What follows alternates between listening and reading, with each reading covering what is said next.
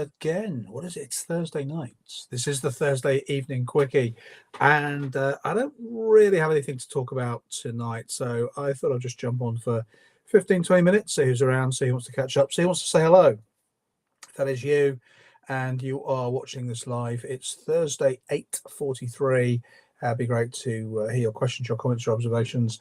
If you know the kind of stuff that I put out, you know the kind of stuff you can ask about. You can get into all sorts of conversations, questions, bits of chat. We are streaming live on YouTube, Facebook, and Insta. Insta's got the slight side studio view. YouTube and Facebook have got the full-on view. Good evening to you. So let me know what's on your mind. And you've got no sounds. I don't know why you've got no sounds, my friends. Platt Matt, hello. Platt Matt, hello. How are you? Timothy, hello, good evening to you. Mary, Mark, Gary, good evening to all of you.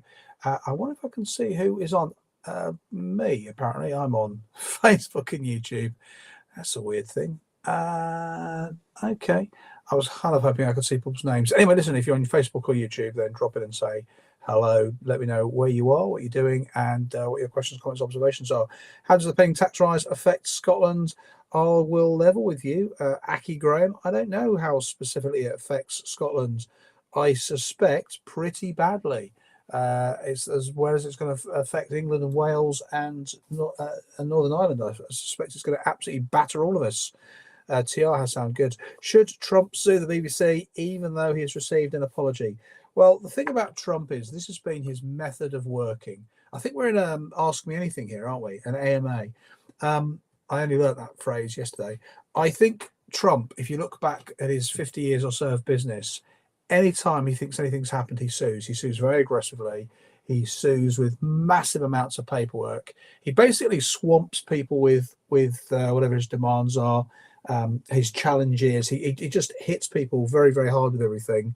And I suspect, without commenting on whether people have or haven't done what they're alleged to have done, people just bail out. I've read a few comments of people who have been kind of attacked by him, and they've just sort of said you can't do it. It's just not worth it. It's not a reasonable thing. Good evening if you're on YouTube. Good evening if you're on Facebook. Drop us a question, a comment, an observation, or at least say hello. I can't see you until you say hello. What was that, Platt Matt? Sorry, a question there. This is a bit of a random one, by the way. It's a Thursday night quickie. So I'm just going to pick up some questions, some comments, some observations, and I'll do my best to answer and keep everything on track here. Platt Matt, GB News is more respected than BBC News. Thoughts? Well, I think you're sharing an opinion there, Platt Matt, rather than necessarily a fact written in stone.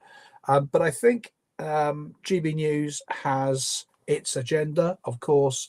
I think the difference is BBC has for many years maintained we are impartial. I think their general approach, regardless of what you may think of them, is to try and be impartial.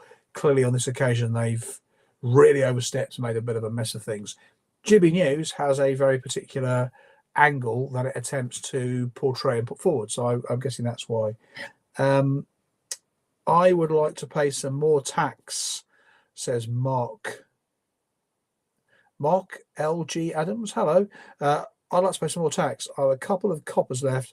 I know Rachel and Sir Neela will spend it far better than I. Well, Mark, I'm sensing a bit of sarcasm there through the words, and yeah, I would really like to see a smaller state. I'd like to see government spend our money more sensibly. I'd like them to stop spending it outside of the UK, pretty much immediately, all of it. I'd like them to stop wasting money. This isn't just Labour, this is all governments. I'd like them to be far more attuned to our money and where it goes. You look at HS2. HS2 originally, it was going to be from Manchester and Leeds and down through Birmingham into London. It was going to massively increase the capacity, and that's not a bad idea, right? That's not a bad idea. But here we are, several years later. It's going to go from just outside London to just beyond Birmingham. It's going to cost shed loads more than it was planned, and heaven knows when it's going to be finished. It's an absolute disaster. Is that Flom? Home? Flomy Chip? Flomit Chip? I may have the wrong glasses on. Hi, anyway, for all of that. Good evening to you, Tooth Fairy George. Hello. When you say hello, do you mean request to join? No, if I wanted you to join, was making a request, I'd say, would you like to join? I wouldn't say hello, but hello to you anyway. And no, don't join. This is the Thursday Night Quickie. If you have questions, comments, observations for me, we can talk about Rachel Reeves, whether she's going to be in role a lot longer. We can talk about Keir Starmer. Is Keir Starmer going to survive much past May? Is he going to get to the new year? And what an absolute mess that was. His own team basically saying, come and have a go if you think you're hard enough, to the Labour PLP, when nobody had been very publicly saying we want to go for Keir. What an absolute disaster that was. This is as bad as a senior MP saying, oh, I'm really poorly, I'm really ill, I'm not coping with the pressure. This is as bad as Rachel Reeves bursting into tears in the House of Commons. Now, not to be not human or uncaring, but when senior people show weakness like that, it doesn't bode well for any of us. It was an incredible mistake for one of his team to start saying, oh, he'll fight. Thoughts on the sorry news about the UK GDP hitting a new low of 0.1%? Well, Platmat, this is the point, isn't it? We have a Labour government that says it's got a plan for growth. We have a Labour government that its first item in the manifesto is to grow the economy. And since they have told us that their first item is to grow the economy, since they've told us that their first manifesto is a plan for growth, since Labour have told us that repeatedly, every tax change that she has made, every piece of legislation that has been enacted, every new law that they've brought in has had the diametric opposite. All it has done is damp down growth. So the original tax on jobs, after all the arguments about no tax on workers, the original increase in minimum wage, which they are trying to take the credit for, but they're not paying it. It's companies paying it. It's people doing the work. And those two together, massive tax on jobs. Businesses can't afford to hire people. Right up to most recently, the highly likely we're going to increase the 2-child cap. This is an insane move. And watching Rachel and Keir argue, oh, well, no child deserves to be left in poverty. No one disagrees with that, but that's not the point. The point is you want a plan for growth, economic growth, not a plan to grow your own voters in 18 years' time by encouraging their parents to get it on because you'll pay them for it. And this argument about, oh, well, sometimes people with no fault of their own find themselves in difficult circumstances, you get sick, you get ill, all of that's true. Of course, all of that's true. You can't argue with any of that. But two things. First of all, if you have been working, you and your partner have been working full-time, paying in, you are highly unlikely to be eligible for benefits if things go wrong. The example Rachel says, oh, you get sick, your partner loses their job, things change in life. Yeah, that all happens. But the government won't give you money if you've been a useful, productive member of society. The government will only give you money if up until now you haven't paid anything. If I have to claim benefits now, I am not eligible because I've made money in my career so far. Right? That's the reality. So that's a load of bullshit. I call bullshit on that with Rachel Reeves. And then the whole thing about, every child deserves to be lifted. Of course, every child deserves to be lifted. But that's not where people are objecting. People are objecting because this is a clear call to action, because statistically, people with more children, right? People with more children statistically are higher users of benefits. They just are. That's not an opinion. That's not a judgment. If you look at ONS data, if you look at DWP data, they highlight 3 groups. They say people who are long-term unemployed or who are heavy users of benefits, people who are often single parents, or people from ethnic minority families. Those are the 3 groups that the ONS and the DWP highlight as likely to have much bigger families. And those are the groups that we are incentivizing to have more babies. £3 billion a year, this is forecast to cost us. This is not a growth at all for the economy. This is not a growth for business. This is not a growth for businesses. This is not a way to help anybody create more income. We are loading companies with more and more debt and tax and problems and red tape. Landlords are a great indication of social mobility. You can move, you can get a new place, you can live, you can work, you can get promoted. The point of getting promoted means you get more money, but you can't because you'll get nudged up into another tax threshold, which means you'll pay more of your money. None of it makes any sense whatsoever. I've dropped not okay. Let me pick up some more of your messages. We're on Quickie Thursday, by the way, folks. I'm only going to be chatting for another 8 or 9, 10 minutes maybe. So I'm doing a bit of a quick live. If you're enjoying this live, make sure you send me some waves or some hearts. I think we've got a few people on Facebook. If we have, listen, are you able to send me stars? If you can, does that cost you money? Forgive my total lack of understanding. It's the 13th of November. I've been growing on Facebook for 14 days, so I'm still quite new to what's going on. So I believe that's a thing you can do to say you like it. If it is, brilliant. Let's pick up some more. Whoops, there we go. Sorry, folks, just pressed the wrong button there. Hey, thoughts on the 22 million? I think you mean billion. Black hole now estimated at 92 billion. Well, I mean, this is it. It's a nonsense. It's an utter nonsense. It's pick a figure. The Conservatives left us owing this much money. We had no idea until we got in. It's worse than we thought. Okay, what are you going to do? Well, because we owe 22 billion, we're going to raise 40 billion. What now? Yeah, we owe 22 billion, which we didn't know about, but now we're going to raise 40 billion. Okay, raising 40 billion means working people pay more taxes and companies pay more taxes, and that's an economy for growth, is it? Yep, definitely. Will you come back for more? No, we definitely won't come back for more. Have you made all the money back? Yeah, we've wiped the slate clean. We're on a firm footing. Now we've got our plan for growth. We're going to grow because we've got a plan to grow. It's a growth plan. Brilliant. Now what? Well, we're going to put taxes up because we're not growing, and it's a 90 billion black hole. It's a 92 billion. It's just bullshit. And if you're a Labour supporter, I'm curious whether you believe it. Will the next party be able to just reverse all of this stuff that Labour are implementing? They can, but the problem is that often governments do not. Often governments do not reverse if there's a good moneymaker. So they might do. I mean, I hope they will, because if some of the things come through, I'm going to be absolutely clobbered for more taxes. Labour government tax on jobs, businesses going broke, yes. 5% unemployment, let's all stay home and have loads of kids and get massive benefits. Well, Brian, that's pretty much the message, inadvertently or otherwise, that Labour has sent. You see, taxes are often described as levers. You push and pull them to get behaviours you want. You want to encourage behaviours you want, discourage behaviours you don't want.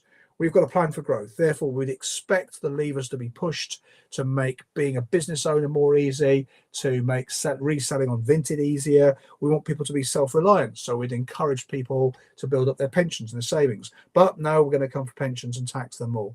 We're going to possibly hit people's cash ISAs to try and force them to put money into stocks and shares, which they won't do, right? Because a lot of people don't understand stocks and shares or see it as too much of a risk. So in other words, we're going to do those things which we don't want people to do. We're going to tell people that if they have more babies, we'll give them more money. Why? Why would we do that? What a ridiculous to lift children out of poverty, right? Well, nobody can argue against that. But the unmistakable message is just don't bother. Don't, wait for the government. The government, by the way, is hiring more and more people for the public sector. And when I say that, by the way, this is not an attack on anybody who works in the public sector. If that's you, I'm sure you're a lovely person. And of course, as a public sector person, you're just trying to look after your family, your loved ones, as are we all. But it has to be said, the public sector has to be paid. It has to be paid for by the private sector. And we are seeing wages with the public sector outstripping wages for the private sector, which means the private sector is having to keep funding the public sector. We've got the same, of course, with pensions. And the public sector is hiring more and more people. None of it makes sense. Z-boxed. Hello. I think one of the main problems is energy, cost, fire, net zero, and wind subsidies. Well, it's true, Zed. And they'll make comments about, well, we're going to try and give you some money back if you're an old person. Or actually, no, we won't. Oh, yeah, we will. Or we're going to try and do all of it is fundamentally set up badly. So the basic structure is wrong. The basic structure is all about taking money out because they're privately owned. Now, if you're going to be privately owned, okay, but then you've got to allow them to fail. And if they fail, other people have to step in. we've got the worst of all worlds, because Thames Water is the same, or the water companies are the same. They can't fail because they're infrastructure. So therefore, they can charge whatever they like. They can front load debt on each time they sell the business and take all that money out. And then when they start to struggle, we, the taxpayers, put more money in, which they almost immediately take out and give to their shareholders, and then double down their debt repayments. And this is why Thames Water is in such a mess. The whole thing's absolute nonsense. Is Labour repeating their tenure of the 90s and noughties, excessive spending for the Tories to implement austerity? Well, the problem is, Platt Matt, and hi Patricia, thanks for being here. Thank you, DJ Jolly Fangs. The problem is that when you highly tax people, that's austerity.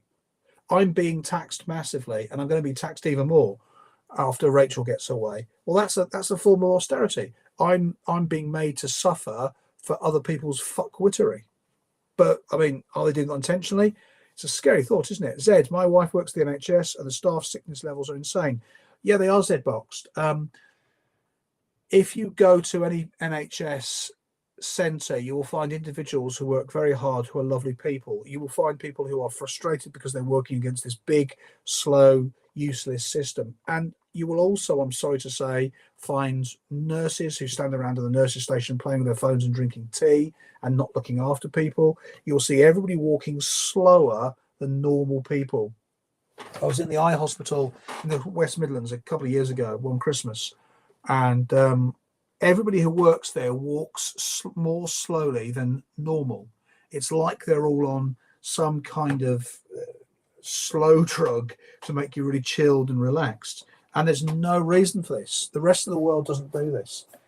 It is shocking. It is slow, and sickness and absences, and nothing happens. You can't teachers in all the years that teachers have been through all various things, and teachers don't get the easiest deal of times, but teachers don't make it easier for themselves. There are some truly shocking teachers, and they very rarely get sacked. The duffers don't get sacked. Now, we should pay teachers more. We should pay good teachers more. We should support good teachers more. Same with nurses, same with care workers, same with cleaners. They should all be better looked after. But in return, we expect you to do your job better. There's no like, everybody knows, right? It's all over whatever your local social media is. Those jokes when you've got like an NHS receptionist taking phone calls, right? Oh, it's all go here, and then they sat there having a cup of tea and chatting, and while the phones are ringing. Now we all know that, and we all recognise it because it's uncomfortably very true. So until the NHS or any other public sector wants to do better, we aren't going anywhere better. Almost backwards, according to my wife. Yeah, I think you're very right, Zed. Laura, hi. It's a Thursday night quickie. I'm going to be logging off in a couple of 3 minutes. So I'll just check in quickly to check with everybody. I've been on YouTube and Facebook for a while, but I've only recently, in the last 2 weeks, started doubling down. Insta's been going very well for me since May. 36,000, I think, now. But I'm just really hammering the calls and the lives, my videos. So if you do like what I'm doing, make sure you take a moment to follow me, please. Send me some YouTube or Facebook or Insta love. That would be appreciated. If you can send me stars or hearts or whatever you can send, that would be great. Just because it helps the algorithm know that I'm doing stuff that people like. That would be much appreciated. So please do feel free to keep doing that. Because the NHS can't cope, they are subbing it out to the private hospitals at cost. Yeah, I mean, it's interesting, isn't it? If you go to a private healthcare, private dentist, private doctors, private hospitals, they have no problem getting you in on time, seeing you courteously. Their receptionists are kind and friendly and professional. The medical staff are not rushing you through because, of course, they have more time. You can have a cup of coffee, which you don't pay for, and then you can just get in your car and drive off at the end. Now, private sector hospitals can make healthcare work. There's no reason for the NHS to be as bad as it is. Don't shoot to the messenger, and I'm no way celebrating the Labour government, but at least my town's potholes are getting road markings replaced. That's good to hear, Platt Matt. Very pleased. And listen, it's not an anti-Labour thing or a pro anybody else thing. It's just that at the moment we've got a Labour government. That's it. Labour governments tend, this is what I made the video about earlier on, tend to prioritise the public sector. They grow the state. Tony Blair, in his 10 years, added 1 million public sector workers. They tend to prioritise new arrivals to the country because historically new arrivals vote for Labour, and they tend to prioritise those who have chosen not working as a life path. This is not to say people don't need support. This is not to say this can happen to anyone. This is not to say that some people get stuck between jobs, between illnesses, between whatever. That's not what I'm talking about. I'm talking about those three. Public sector workers, I'm talking about recent arrivals to the country, and I'm talking about the long-term can't be asked because there's enough benefits going on. Those three have always been prioritised by Labour because they are firm vote winners for Labour. James Nesbitt, I've had no holidays all year as a self-employed joiner. Work at least 60 hours a week, flogged to death, I don't want my taxes on, all the shit that's going on. James, I'm with you on that one. I've worked for myself since, well, I set up my first business in 91, went very well for a year, flopped in the second year, spent several years doing terrible jobs, £3.50 an hour jobs, and then started all over again, sort of late 90s. And since then, it's all been pretty damn busy. So I've always worked for myself, James, completely with you on that. I pay a lot of tax last year, about £100,000. And I really get irritated when people say those with the broadest shoulders. Well, you know what? You can fuck right off because I'm paying enough. Thank you. Matt, think it's time for you to follow the Jonathan Pye career path. Satire is any way to deal with whatever government is in control. Yes, I mean, that's kind of what I've ended up doing, Matt.